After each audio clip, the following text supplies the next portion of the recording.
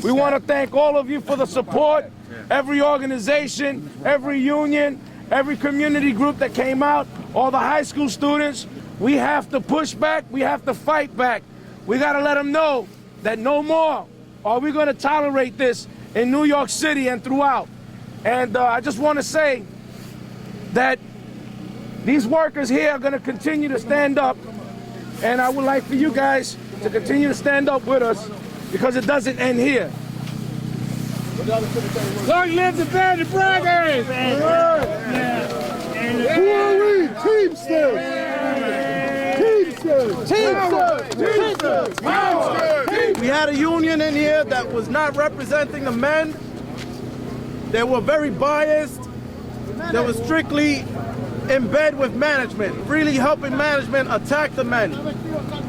And so we needed to do something about it. And so we decided to organize and get Local 808 and get all these organizations that are here today to work with us, because this isn't just about the Woodlawn Cemetery struggle. This is about a movement in America.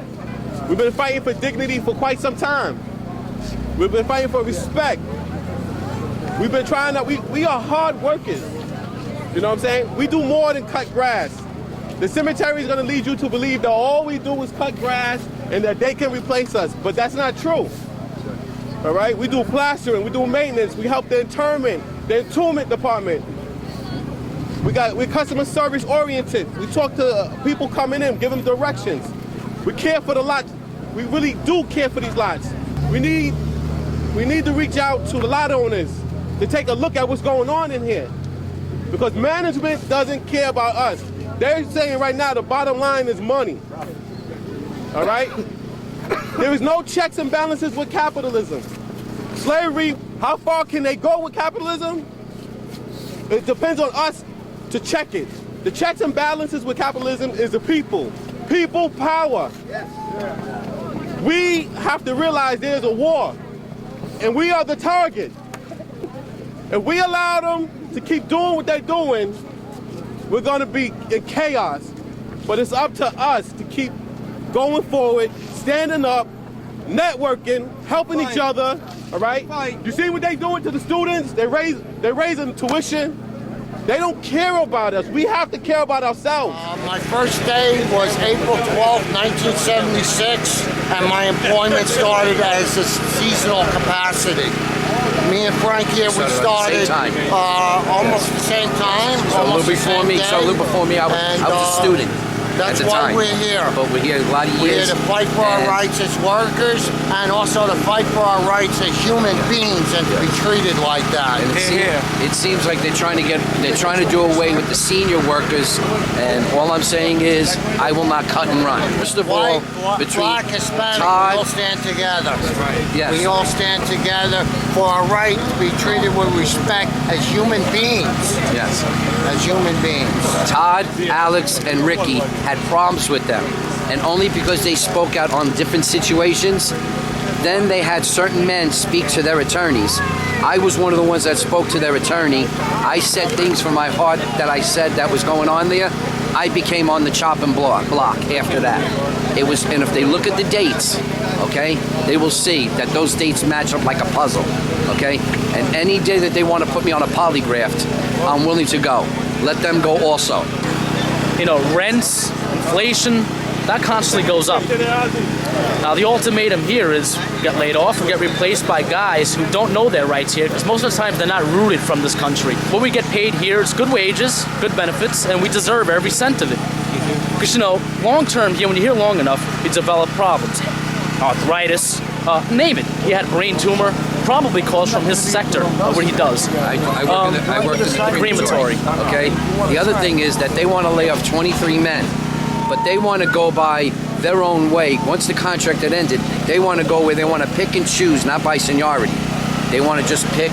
So they want to pick maybe a senior man or a guy that speaks out, because they want everything to run like a plantation over here. And if you speak out, that's it. Your days are numbered unless you can withstand the bombardment of what they do. What's happening here is happening all around the country right now. It's a system that's sort of set up to destroy this country, and it's a world system. It's not just America. You know, you got to have people like us, unions, because without unions, you're going back how many years? You're bringing everything in reverse. The point is progression. That's what life is about. It's 2011. Like it is. Tell it like life it is is. progression. It's not about digression. It's not about going backwards. Exactly. And Regression or regression. you know, money shouldn't rule anybody. I don't see how some people sleep at night. What do you do, Rodimus, in the I do cemetery? landscaping and shoveling snow. Shovel snow. How long have you been working at the cemetery? 7 years. 7 years. Yeah. 7 years. You know. He's another man that they keep out in the field. That when he has a chance to advance, it seems like they don't advance, and they can check the seniority list and see what goes on, and it just seems They got a lot of favoritism and prejudice too. You know. Favoritism the people. You know. the favoritism part is where if you follow with them in lockstep with them, you won't have a problem in the world. It's like they don't even know you're here. They don't even look for you. And you'll have workers divided against each other. And then they're trying as a result. to make us divide and conquer us. Okay, that's why a lot of us guys still ain't here. That should be here, but they feel, oh, this guy's here, this guy's here. But we're here together because we feel that they're pulling something that is not right. And by us being here, it makes us look like we're being like demanding or something. But it's just we're crying out for help. What we're dealing with inside of Woodlawn, we're not tolerating it no more. We're going to stand up, we're going to fight for what we believe in. And what we believe in is justice. This is my daughter, and she's standing with me also. It's all about her. It's about unity. It's all about unity. He came in and he told us, he said, you know, when we wasn't getting the union dues taken out, we was wondering what's going on. He told us, don't worry about the union dues because there's something bigger. There's something more important than me taking union dues from you. It's to get y'all to join together. I want to thank the International Action Center, D. I want to thank you, Gab. I want to thank the Band of Brothers. I want to thank everybody that came out. Transport Workers Union 807, 202, the Joint Council President 210, 814, DC 37, 804, Victor. The workers in Woodlawn, 98% of them voted to support local 808 in that election. 98%. Your life begins to end. You know, the day that you stop standing up for what's right. You know, when you stay quiet to the things that matters most. We stood up.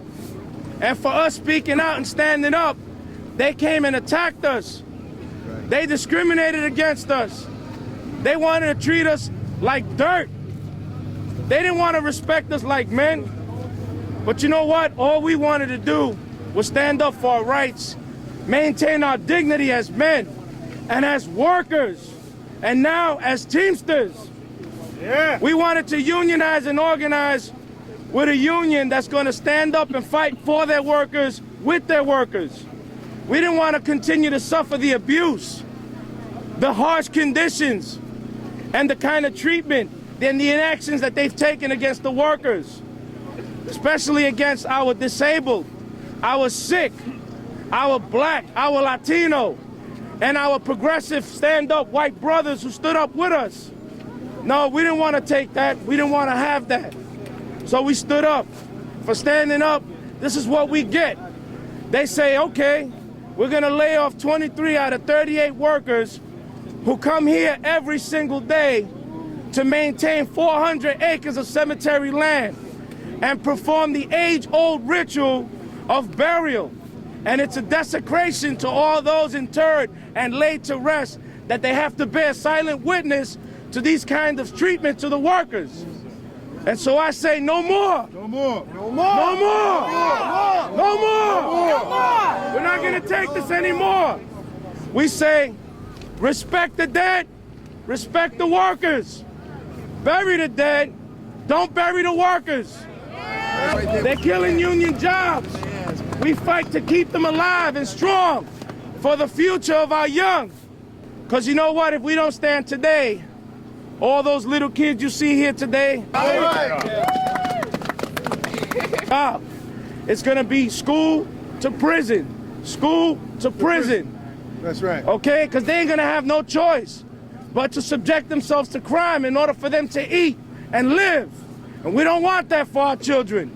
We don't want that for our young and for our next generation. We want to be able to pave the way now and stand up now and put a stop to it now. They're going to push us, and I say we push back. So if they push us, what do we do? Fight back. What do we do? Fight back. No justice. No peace. What do we want? Justice. What do we want it? Now. What do we want? Justice. When do we want it? Now. Straight ahead. Hey, Radimus. Hey, look at Radimus. All right. Power to the people! Power to the people. We shall not be moved. Justice for Woodlawn. Justice for Woodlawn. We shall not be moved.